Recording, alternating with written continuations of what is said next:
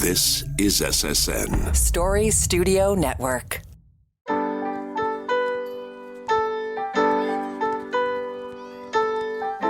Hi, my name is Pamela Fuselli, and I'm the host of Popping the Bubble Wrap.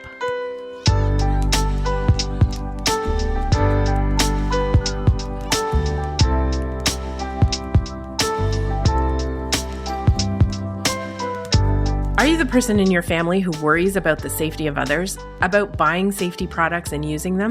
Are you yelling, "Yes, that's me"? This is the podcast for you. Raising a child or children can be a hair-raising undertaking, and keeping them safe is a priority.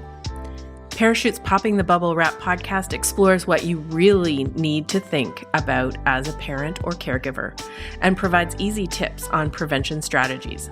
No bubble wrap here, though. Well, in my day, ever get a piece of advice that starts out like that? Feel pressured to follow what your mom tells you, even if you've read or heard new information? As we learn more about how injuries happen, we apply that learning and make changes to the best practices we recommend. We can pinpoint what's effective to prevent injuries at home, at play, and on the move. Times have changed from old wives' tales on safety and risk. Which are true, which are terrible? Let's find out. Welcome, Wyatt, Ashley, and Heather. Thanks so much for being part of Parachute's Popping the Bubble Wrap podcast. Yeah, thanks for having us. Excited to be here. Great.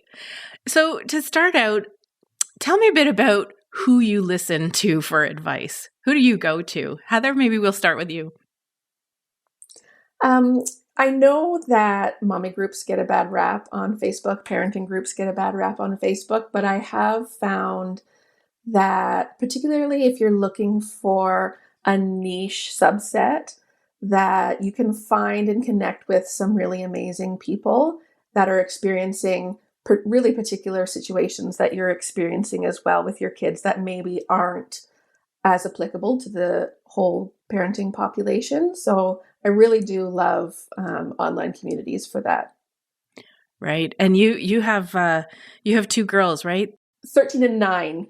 It's interesting to see my needs as a parent change with every stage of their development, particularly around safety. It's really wild, all of the different stages that we go through. Mm-hmm. That's absolutely true, especially, and you've seen many of them, and you still have a few to go. Wyatt, maybe you can tell us a little bit about who do you go to advice? Do you and your friends talk about injury prevention or safety of your kids? I know you have a young little one, 2-year-old, right? Yes, yeah, I have a young 2-year-old son of my March 2020 baby, so that was fun. We tend to go to, my wife and I are big readers, so I would actually say we went to a lot of books. Our parents provide a lot of support, but they actually haven't been ones to give to overstep in terms of the advice. They've been very much approachable when we've wanted it, and they back off when we don't. Friends at work, definitely safety aspects have come up in terms of that. Other dads. So that's, yeah. There's not. Mm-hmm. I'd say our big role is definitely books tend to be our tend to be our go-to. That's interesting. That you've gone to books and nice to hear that your parents have kind of stepped in when you've invited them to, but not been putting their much of their experiences maybe on today's situations. Ashley, can you talk to us a little bit about where do you go to advice? Do you go to mommy groups and books and friends? I go everywhere. And honestly, it depends on what the advice is for, but I want to poll everybody and then figure out what'll work best for me within that. And with that, really I go to friends first, my siblings. I'll ask my parents too, but again, it depends what it is, because there might be some out of touchness there, or just not quite getting what I'm talking about. But I also, I work as a birth, baby, and sleep specialist. So in some ways I have to do that research myself to make sure that, because people are coming to me sometimes for that safety advice. So that's why I say I go everywhere for it, wherever I can find.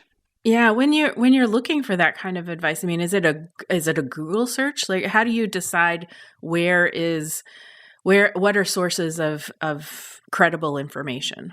Yeah, well, that's where I say I kind of will look everywhere and decide for myself if I think it's credible or not. Luckily, I do have a strong enough background in research so that I could pick out some things. But I would say, again, depending what it is, I will Google for sure, just a straight up Google. I'll go to Health Canada. A lot of times I'll go like Heather, some mom groups, because even if they don't necessarily knows somebody or a link or something. So it's just kind of casting a wide net. So definitely Google is part of that. Yep, that's what did we do before Google? Right. Like injuries, as I said, can happen, and you've sort of done, given some examples, but they can happen in and around your home, especially for younger kids, because this is where they spend most of their time. And it's in an environment that's built for adults.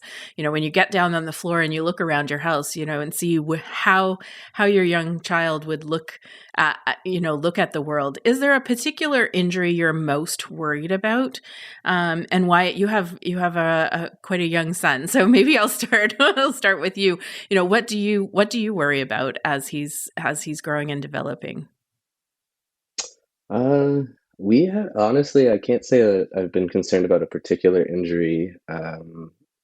Car safety was a big one for me, being outside, helmets and stuff like that as he's gotten older and turned into quite the daredevil on his balance bike and scooter.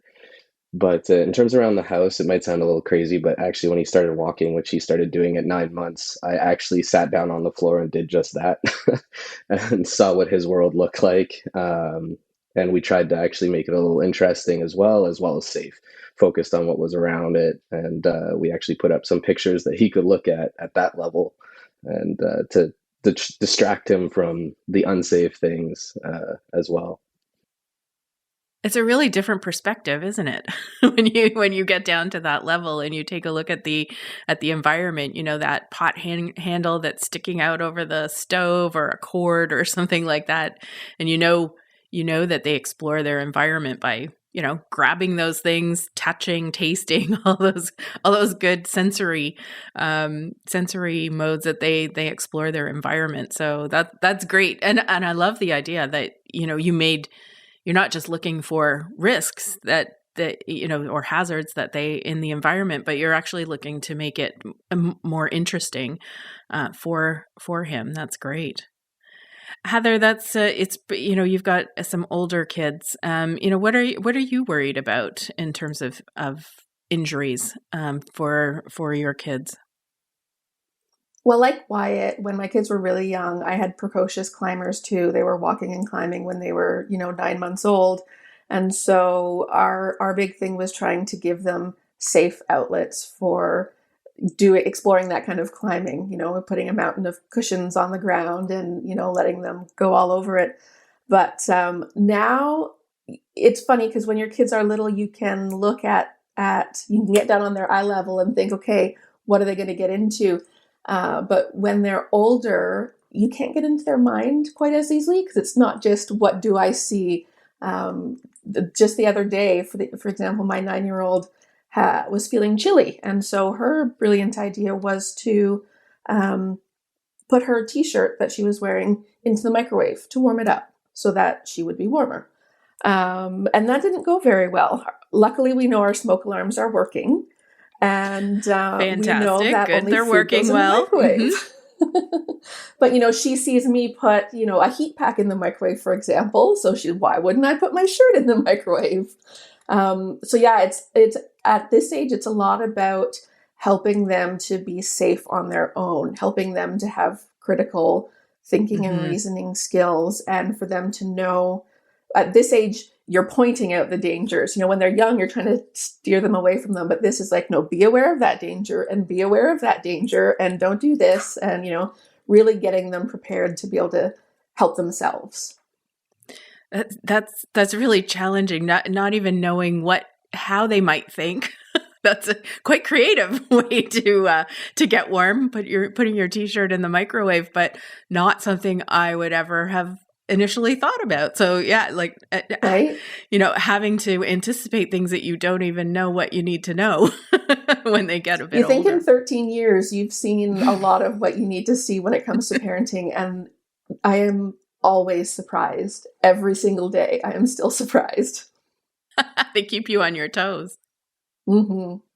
I'm curious. I mean, I know, Wyatt, you said that your family was, only invited. Would they give you advice? But do you have any memories of, what was the best or worst advice you think that they maybe passed down? And maybe it was maybe it was a friend or something you read in a book. But do you have a nugget that you can share with us about, some of the best or worst advice you've ever received?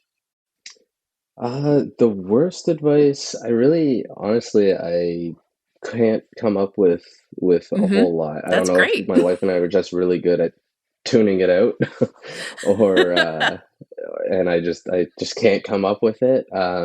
Really, I think what we came up with was just our parents didn't impart anything but they would ask us curiously about what the new stuff was. Like, it's been over 30 years now since they had children our son's age, so they might make comments like, oh, like, you're going to turn him around forward facing soon when he was a year. And it's like, no, we're going to max out the seat, so we're hoping for 3.5, 4. And they're like, oh, well, why would you Right. do that? And it's like, oh, it's safer for them to do that. And they're like, oh, that makes a lot of sense. Seats didn't have that ability back when you guys were young. So, like, they were very receptive to stuff like that. Even if they didn't understand, they wanted to know why. So we were pretty fortunate that way. Very, yeah. That's really interesting. So the car seats would be one. Was safe sleep one of the other ones? How you the advice previously was in previous decades was, put them on their tummy, and now it's back to sleep. Was that one of the issues that you talked about as well? It was a question again, because my mother-in-law commented that my wife would only sleep on her front. So she's like, "Oh, well, what's that?" And we're like, "Oh, like, this is the recommended safe way now to have them sleep." So it's never been like, "Oh, well, our way, made sense and your way doesn't." It's always been very well received. We've been lucky. I know our friends haven't been so lucky. Oh, so you've had friends that have shared different kinds of interactions? Well, yeah, with their parents, they've gotten the like, well, back in our day, like, how did any of you survive? They get defensive as opposed to curious, I think, is what ends up happening there a lot of the time. Yeah, we often hear, well, it was good enough for you. Why isn't it good enough for your kids, that kind of thing.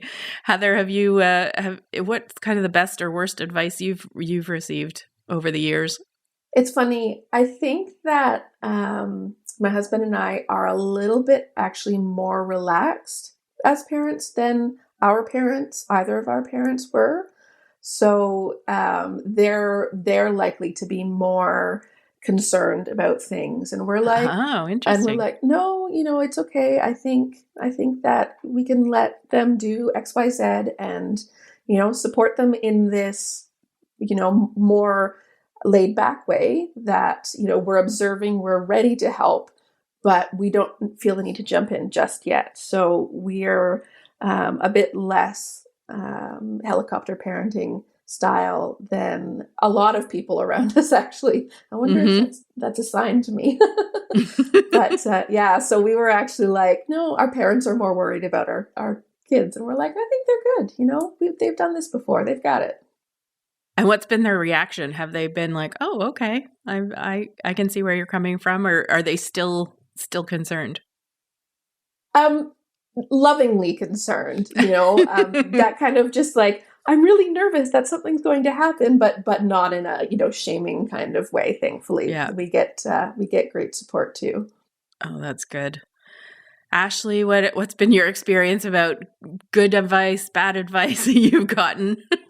I have to say I'm probably pretty similar to Heather and Wyatt, where my parents don't really offer so much for advice unless we're asking for it in this regard. And they certainly know that like Wyatt was saying, things have changed and things are different now. So they were kind of more in learning mode than telling us what to do or trying to give us that advice. So very thankful for that.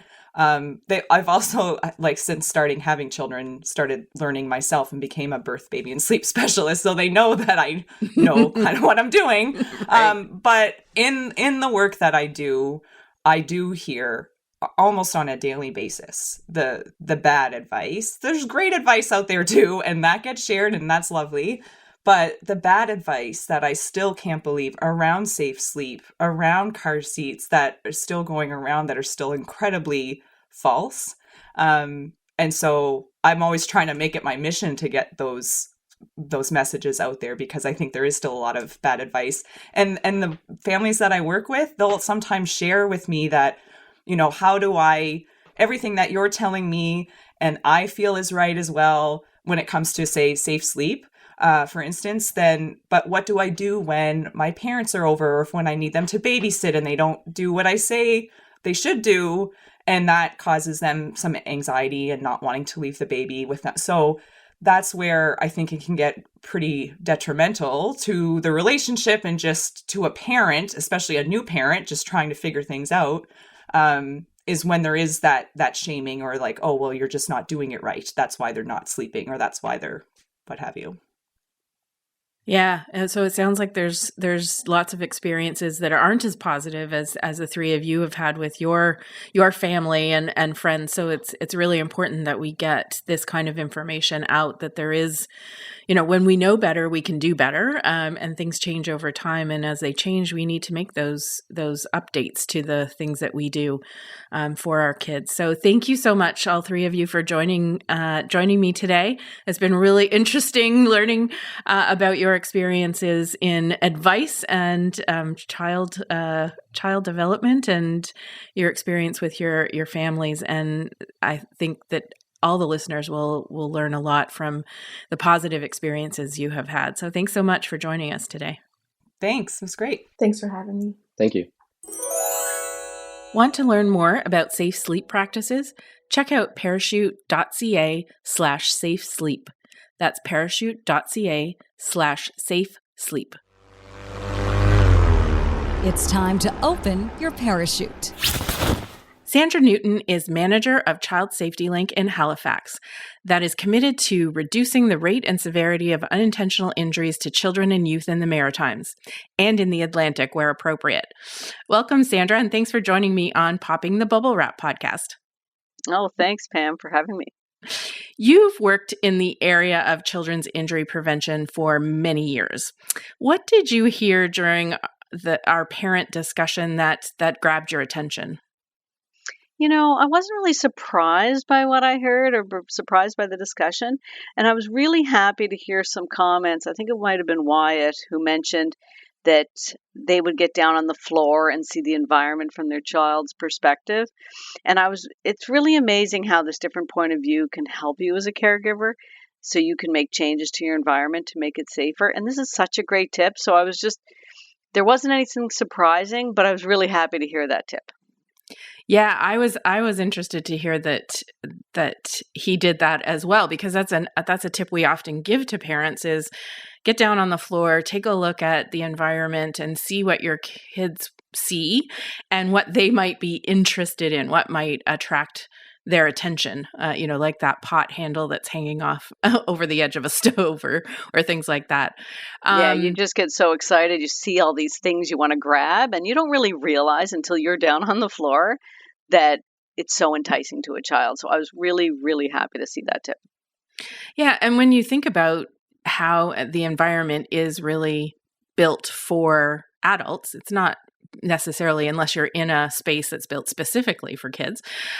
The kids are living and playing in these environments that have all kinds of things that could injure them, but don't necessarily have to. What are some of the tips that you share with parents about how and where to find credible information that they might need to keep their kids safe? Yeah, I mean, I'd like to comment on Heather's comment. I think it was Heather who talked about her child putting the shirt in the microwave, and it actually really sort of reminded me of a few things, including, the tips that we often give parents and caregivers around keeping their kids safe. So I think it's really important to recognize that, kids are really smart, but they may not understand sort of the implications of some of their actions. And I thought that microwave example was a really good one. So, and as you know, as they get older, they want to be independent. And so you want to give them tasks to do and have that independence.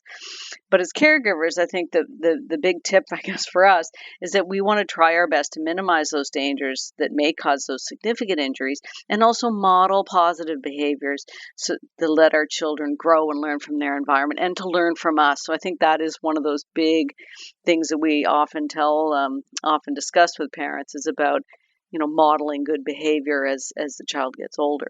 So that's one example.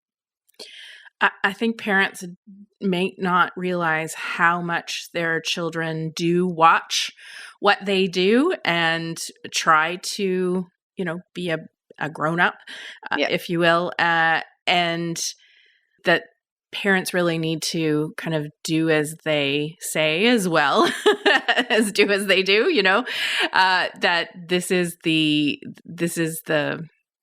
way that kids develop is by watching what even their older siblings might be doing, and that can get young kids into trouble with some products and things like small pieces and well, you mentioned earlier the pot handles. It's actually a really good example because my mother always put the pot handles in the back, and I never understood why. But then when I was cooking more, I always did it.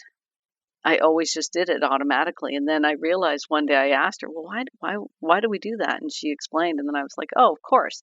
I just hadn't thought of it. But I was modeling her behavior because that's how mom did it. That's how my parent did it. So. Yeah. And you talk a lot to parents. What do you find that they are, getting good advice or bad advice from their parents or their older relatives that, have some good information to share, but also maybe sharing some information that's out of date? Yeah, I mean, we have heard definitely over the years that some families have a lot of stress because if they live in a larger family or a family with maybe extended family living in the household, that there's a lot of different beliefs and approaches to safety. And so that does cause stress. As you know, obviously we've learned a lot over the years and advice changes and what could have been, very reasonable a couple of years ago is not anymore. And so, I can't think of any specific examples per se, but one that comes to mind is about, in the past, the old way of doing things was if your child swallowed a poison, that you would make them throw up. And that was just what you did. That's automatic. And I still do hear that. It's like, oh, we'll just make them throw up and they'll be fine. And we know that's actually not the case anymore. And I actually have a funny story, if I can share, that Sure. Years, and obviously when my husband was a child, he actually swallowed something that was poisonous. And his mother quickly thought, well, I better make him throw up. So she made him a mixture of mustard and orange juice, which he drank down, and he loved it. And he wanted more to drink. And so obviously he was okay, and it all turned out fine in the end. But clearly that was not going to work. If that happened today, obviously we'd want to give strong advice to call the poison center because making him throw up could have caused very, more significant injuries as well. So I think that is an old wives' tale that Child Safety Link does hear about. Mustard and orange juice. Yeah, that is an acidic concoction that I would not have thought to put together, but I guess it must have done the trick. Well, he liked it. He wanted more. Well, I guess that backfired a little bit, didn't it? It did backfire. And I think, you hear about people, not wanting to maybe put baby gates up because they think, oh, they'll be fine. But, we do stress the importance of using baby gates, obviously at the top and the bottom of the stairs. And so we do a lot of discussion around those fall prevention. Mm-hmm. And as you know, fall prevention is it's the number one reason kids are hospitalized because of an injury. And yet when we talk about fall prevention, sometimes parents sort of think, well, children fall. We can't prevent all falls. But, in our world, we want to make sure we're stopping those serious falls. Obviously, the falls down the stairs, the fall from really significant heights. So we do talk a bit about fall prevention, but sometimes that's a hard one for some caregivers to sort of get their heads wrapped around. And what about the concept of bubble wrapping? Parenting has changed over the years, as well as the advice that parents are being given. The urge to bubble wrap your child to keep them from all injuries is probably very strong, especially with your first child, and not having the experience of a child growing up and being able to survive those bumps and bruises of normal child development. We often get called bubble wrappers as injury prevention specialists. What has been your conversation or your experience with parents about that concept? Are they just really focused on preventing injuries, or are they trying to take a bit of a balanced approach? Yeah, I think we hear a bit of both. We hear some parents who definitely want to know all the rules so they can, what is the exact age for something for a child to do. And as you know, all children are different, all different stages, different ages. And so there's no rule book for exactly at age this, you can do that, you can do X. And so we do have some caregivers that really just want to know what the rules are. And then we have others that are like, well, in my day, I didn't do that and I was fine. I turned out great. So there's that balance. So we do talk about a balance. We've changed our language a little bit at Child Safety Link. We do say, instead of keeping children safe as possible, we say as safe as necessary, because we recognize, we have the conversation about the need for children to learn and to grow and to get confidence and experience their surroundings. And so we do talk about not preventing all falls. Of course, children need to fall. Falling is a normal part of life. So we definitely want children to fall and learn and grow, but we don't want them to fall down the stairs and fall off a big height, as I said. And so it's that conversation with parents. Sometimes they won't believe you and they think, well, my child's different, my child's smart, they're not going to get into that trouble. But all children want to explore. You want your child to explore. You want them to be curious. And so we really talk about, the risk versus hazard piece. Like, there's some things that it doesn't matter how smart your child is. If you were in a car crash and they're not in a car seat, that's a significant problem.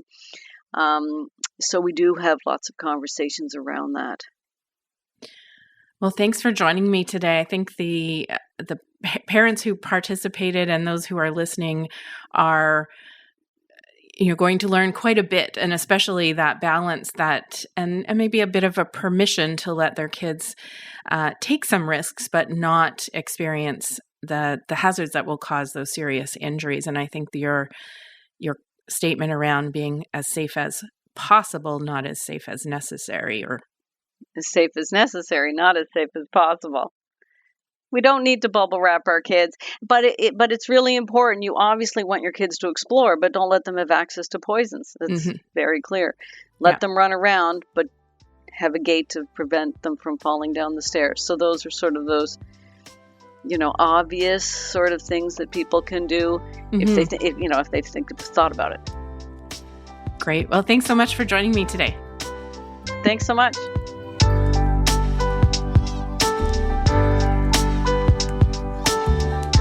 Thank you so much for listening to this episode. Popping the Bubble Wrap is a podcast of Parachute. Canada's national injury prevention charity, whose mission is for Canadians to live long lives to the fullest by preventing serious and fatal injuries. We release episodes every 2 weeks.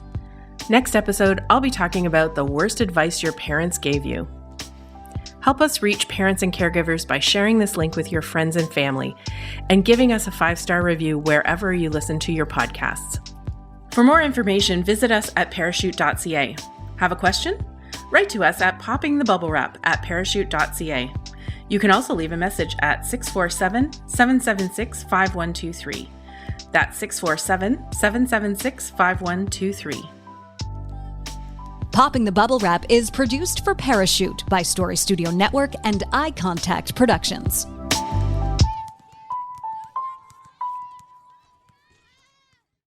This is Story Studio Network.